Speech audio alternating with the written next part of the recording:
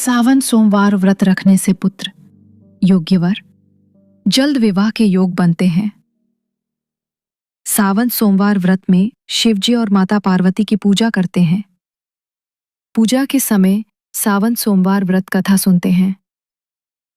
इसके बिना पूजा और व्रत अधूरा रहता है। आइए जानते हैं सावन सोमवार व्रत कथा। पहला सावन सोमवार व्रत 14 जुलाई को है। इस साल सावन में 4 सावन सोमवार व्रत हैं। इसमें भगवान शिव और माता पार्वती की पूजा विधि विधान से करते हैं। सावन सोमवार व्रत से जल्द विवाह के योग बनते हैं। मनचाहा या योग्य जीवन साथी प्राप्त होती है।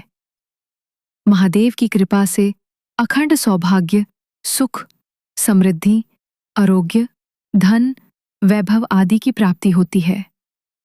सावन सोमवार व्रत के दिन जब शिव पूजा करें तो सावन सोमवार की व्रत कथा जरूर सुनें। इसके बिना सावन सोमवार व्रत अधूरा है। सावन सोमवार व्रत कथा सुनने से आपकी मनोकामनाएं पूरी होंगी।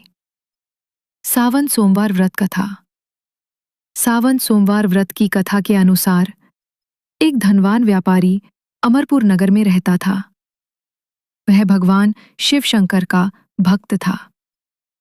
वह रोज शिव पूजा करता और दीपक जलाता था। उसका कारोबार अच्छा चलता था।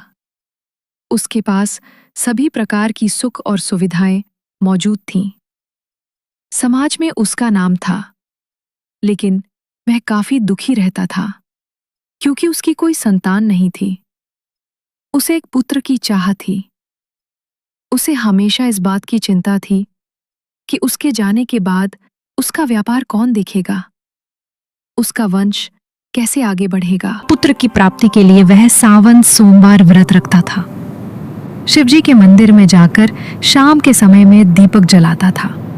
ये कार्य करते हुए कई वर्ष व्यतीत हो गए।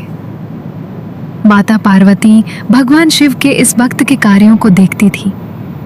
एक दिन उन्होंने भगवान भोलेनाथ से कहा कि ये व्यापारी आपका अनन्य भक्त है, आप उसकी मनोकामना पूर्ण क्यों नहीं कर देते हैं? उसे पुत्र प्राप्ति का वरदान क्यों नहीं देते हैं? इस पर महादेव ने कहा कि व्यक्ति को कर्म के अनुसार ही फल मिलता है। लेकिन माता पार्वती शिव जी की इस बात से सहमत नहीं हुई और शिव जी को विवश कर दिया। तब महादेव ने उस व्यापारी को स्वप्न में दर्शन दिया और कहा कि तुमको पुत्र की प्राप्ति होगी, लेकिन वह अल्पायु होगा। वह 16 साल तक ही जीवित रहेगा। अगले दिन व्यापारी की नींद खुली तो वह खुश हो गया और पत्नी को सपने की बात बताई, लेकिन इस बात से दुखी भी था कि वह पुत्र 16 साल तक ही जीवित रहेगा। वह सावन सोमवार व्रत और शिव पूजा अनवरत करता रहा। एक दिन शिव कृपा से उसे संतान सुख प्राप्त हुआ। उसके घर में बेटे का जन्म हुआ। व्यापारी ने अपने बेटे का नाम अमर रखा। वह समय के साथ बड़ा होने लगा। जैसे ही वह 12 साल का हुआ तो व्यापारी ने बेटे को उसके मामा दीपचंद के साथ शिव की नगरी काशी पढ़ने के लिए भेज दिया। वे दोनों रास्ते में रात के समय जहां पर ठहरते थे वहां यज्ञ और ब्राह्मण भोज कराते थे। एक दिन वे एक ऐसे नगर में पहुंचे जहां पर राजा की बेटी का विवाह हो रहा था। वर का पिता इस बात से परेशान था कि उसका बेटा एक आंख से काना है। उसे डर था कि यह रिश्ता टूट न जाए। ऐसा होगा तो नाम खराब होगा।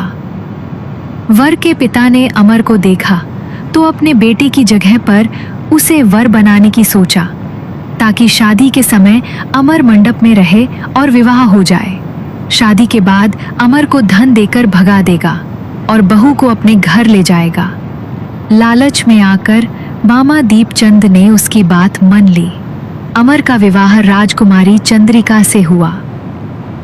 अमर ने राजकुमारी की ओढ़नी पर लिखा था कि वह काशी में पढ़ने जा रहा है। उसका विवाह राजकुमारी से हुआ है। लेकिन अब तुम जिसकी पत्नी बनोगी वो कान्हा है। जब राजकुमारी चंद्रिका ने अमर का संदेश पढ़ा तो वो ससुराल नहीं गई। वही अमर काशी में पढ़ाई करने लगा। जब वो 16 साल का हुआ तो एक यज्ञ कराया। उसके बाद ब्राह्मण भोज कराया। ब्राह्मणों को दान और दक्षिणा देकर विदा किया। भगवान शिव के वचन के अनुसार उस रात अमर के प्राण निकल गए।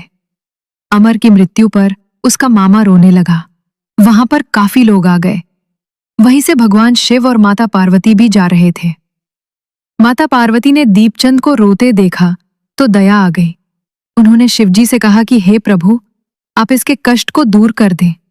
तब शिवजी ने बताया कि ये उसी व्यापारी का लड़का है जिसे पुत्र होने का वरदान दिया था, और ये भी बताया था कि 16 वर्ष तक ही जीवित रहेगा। उस अनुसार आज इसके 16 साल पूरे हो गए।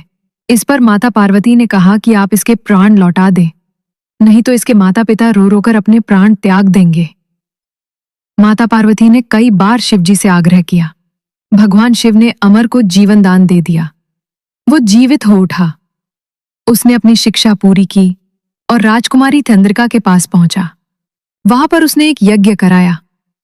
राजा और राजकुमारी अमर को पहचान गए।